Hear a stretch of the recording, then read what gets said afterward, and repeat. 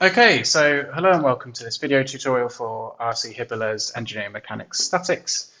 So we have this problem from chapter 2 of the textbook that's asking express the force as a Cartesian vector, where we have a diagram here, and in this diagram we fundamentally have two things, right? We have the force F, which we're being expected to describe here as a Cartesian vector.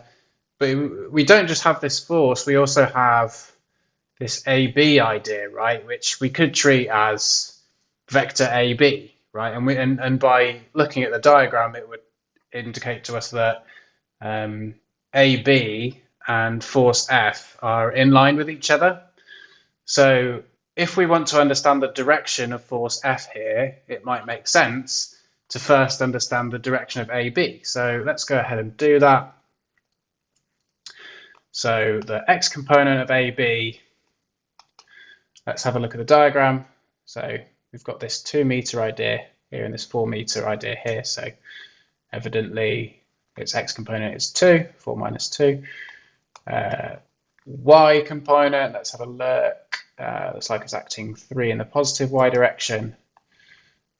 Oh, forgot my subscript there. And its z component, ABZ. Let's have a look. Looks like it acts 2 down and then another 4 down, so we can say minus 6. Okay. So, like I say, we're trying to understand the direction of AB first. And we've got a lot to work with now. We've got these x, y, and z components. Might make sense for us to kind of translate these into coordinate direction angles, where we have this idea in the bottom left here, where alpha is the angle of the vector with the positive x-axis, beta with the positive y-axis, gamma with the positive z-axis. In order to solve for these, evidently, we need the x components, the x, y, and z components, which we have, but we also need the magnitude. So we probably need the magnitude of AB here.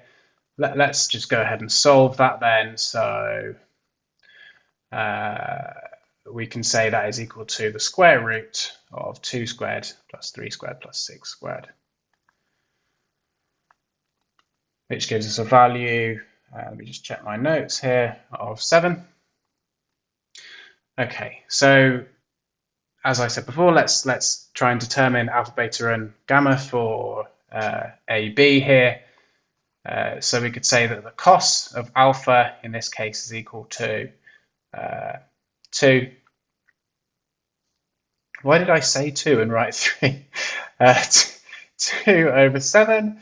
Therefore, if we take the inverse of both sides here, we can say that alpha is equal to the inverse cos of 2 over 7. I'm not going to plug this in my calculator, and I'll show you guys why in just a sec. But let's write out beta and gamma as well. So we've got beta here, that's going to be the inverse cos of 3 over 7. And we've got gamma, which is going to be equal to the inverse cos of minus 6 over 7.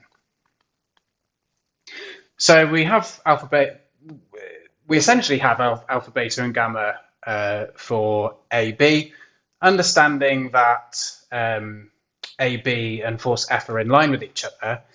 These are also the alpha, beta, and gamma values for our force F. So if we wanted to determine then the x, y, and z components of force F, we could kind of reuse this idea that we've got in the bottom left, and we can say Fx, so we're talking about the x component of force F here, is equal to, it's going to be F, or 630 newtons, our magnitude here, cos alpha. And like I say, we already have alpha here. It's it's the inverse cos of 2 over 7. But I haven't bunged this in my calculator. I haven't given it a numeric value. The reason I haven't given it a numeric value is because, well, if alpha is equal to the inverse cos of 2 over 7, I can make use of this idea. So let me just scroll down here. I can make use of this mathematical idea here, right? So if I have the cos of the inverse cos of a thing, that is equal to the thing, right? So when you take the cos of an inverse cos of something, the cos and inverse cos functions effectively cancel each other out.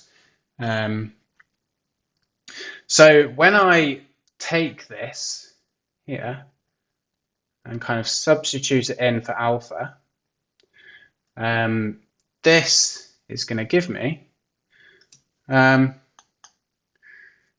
the cos's are going to cancel, and I'm going to be left with f times 2 over 7. I'm just going to put in my value of 630 for f here. So 630 times 2 over 7, which is going to give me a value of 180. Okay. Same idea for f of y. That's going to be 630. What am I doing? 630 times 3 over 7, which is going to be, by inspection,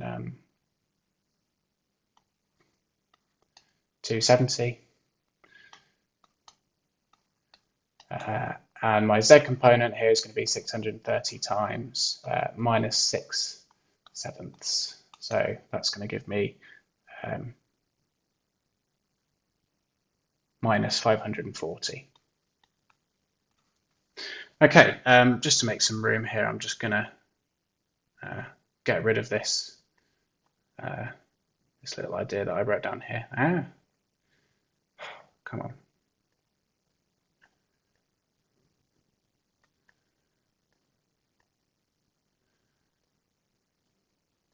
Apologies. Right.